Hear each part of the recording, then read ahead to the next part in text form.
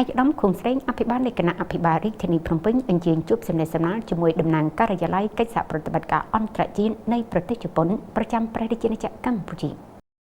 ដើម្បីរួមចំណែកធ្វើឲ្យរាជធានីភ្នំពេញមានការអភិវឌ្ឍប្រកបដោយចីរភាពទីភ្នាក់ងារសហប្រតិបត្តិការអន្តរជាតិនៃប្រទេសជប៉ុនដែលហៅកាត់ថាចៃកាំងកំពុងអនុវត្តគម្រោង4បន្ថែមទៀតក្នុងការជួយដល់រាជធានីភ្នំពេញ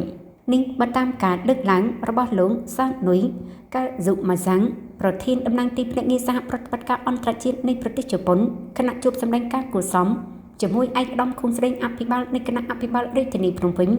នៅព្រឹកថ្ងៃទី20ខែសីហាឆ្នាំ2026លោកសានុយកាស៊ុម៉ាសាំងបានមានប្រសាសន៍ថាទីភ្នាក់ងារសហប្រតិបត្តិការអន្តរជាតិនៃប្រទេសជប៉ុនដែលហៅកាត់ថាចៃកាំងក្នុងរយៈពេលជាង30ឆ្នាំនេះបានសហការយ៉ាងជិតស្និទ្ធនិងស្អិតរមួតជាមួយរដ្ឋបាលរាជធានីភ្នំពេញដើម្បីរួមចំណែកធ្វើឲ្យរាជធានីភ្នំពេញមានការអភិវឌ្ឍជាក់ស្ដែងនៅពេលនេះចៃកាំងបានបដិញ្ញាចិត្តយ៉ាងមុតមមក្នុងការអនុវត្តគម្រោងចំនួន4បន្ថែមទៀតដល់រាជធានីភ្នំពេញគម្រោងទាំង4នេះរួមមានទី1គម្រោងអភិវឌ្ឍយន្តការគ្រប់គ្រងដឹកជញ្ជូនចម្រុងក្នុងរាជធានីភ្នំពេញដែលគម្រោងនេះទើបតែបញ្ចប់សេចក្តីព្រាងផែនការវិញហើយក្រុងនឹងដាក់ចូលក្នុងកិច្ចប្រជុំគណៈកម្មាធិការសម្របសម្រួលគម្រោងដើម្បីពិនិត្យនិងពិភាក្សាលម្អិតចុងក្រោយនៅអំឡុងខែកញ្ញាខាងមុខនេះទី2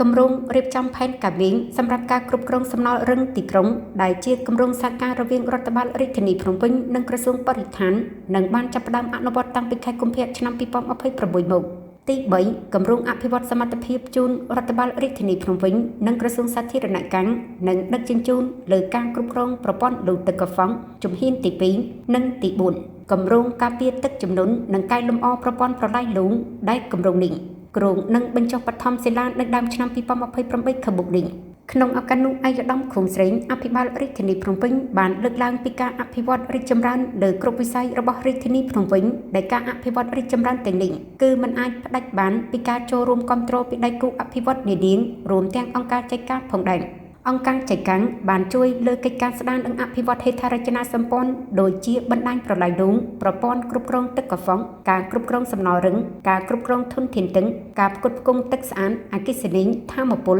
អប់រំច្បាំកសិកម្មនិងលំហូរចរាចរណ៍ព្រមទាំងការកសាងធនធានមនុស្សជូនរាជធានីភ្នំពេញតាមរយៈវគ្គបណ្ដុះបណ្ដាលជាច្រើនទាំងរយៈពេលខ្លីនិងរយៈពេលវែងដែលបានធ្វើឲ្យរាជធានីភ្នំពេញមានការអភិវឌ្ឍប្រកបដោយចីរភាព